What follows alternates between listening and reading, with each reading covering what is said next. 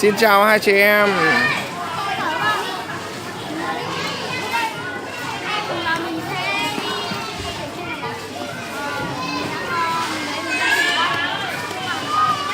Hai anh em, hai chị em đua đi. Xem ai nhanh hơn.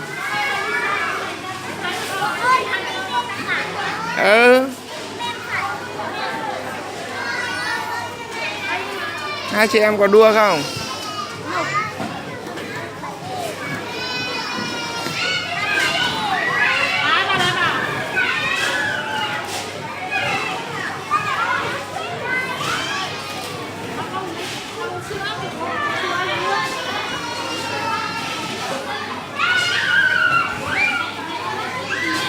Con có lái được không? Huy bảo con lái bộ sen nào. Con lái bộ sen nào.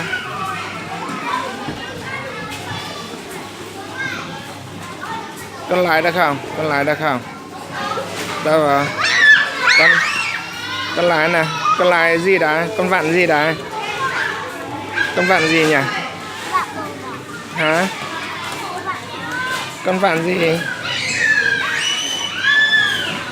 Con vặn gì?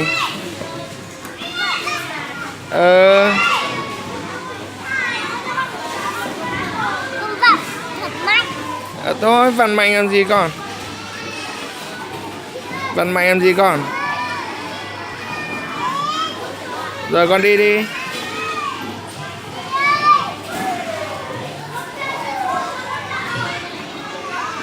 Đi được chưa? Lại xuống rồi con. Lại xuống, bây giờ sang đâu chơi, Giờ con đi đâu? À con, đây, nhà này gọi là nhà gì con? Nhà gì nè? Con chui qua nè, con chui qua như bạn này.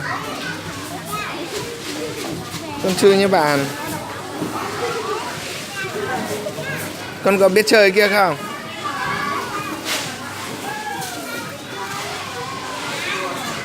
Bạn Huy bảo bạn ấy đang chui vào một cái lồng, cứ tưởng bạn ấy không biết chơi. Bạn ấy chui qua một cái lồng. Đây rồi.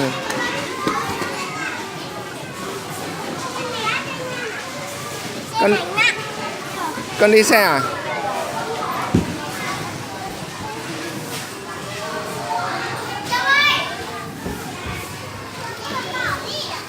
Con đi xe nào?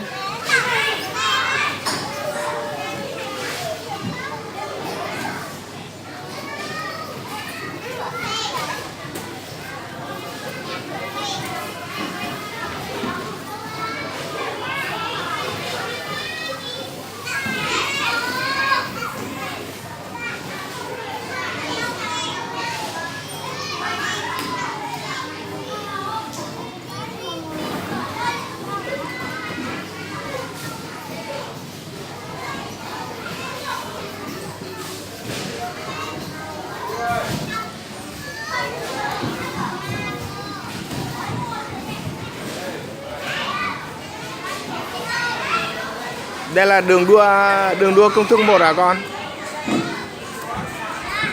Tôi sẽ đổi xe.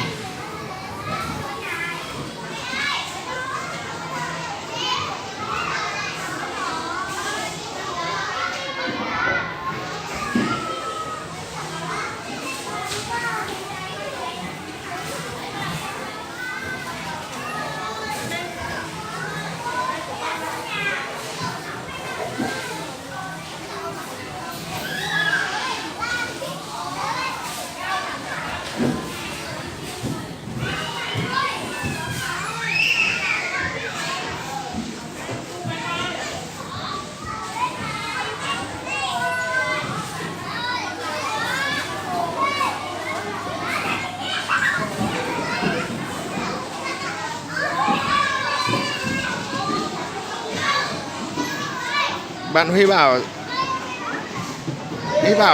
đi qua cầu à? Huy bảo qua cầu à?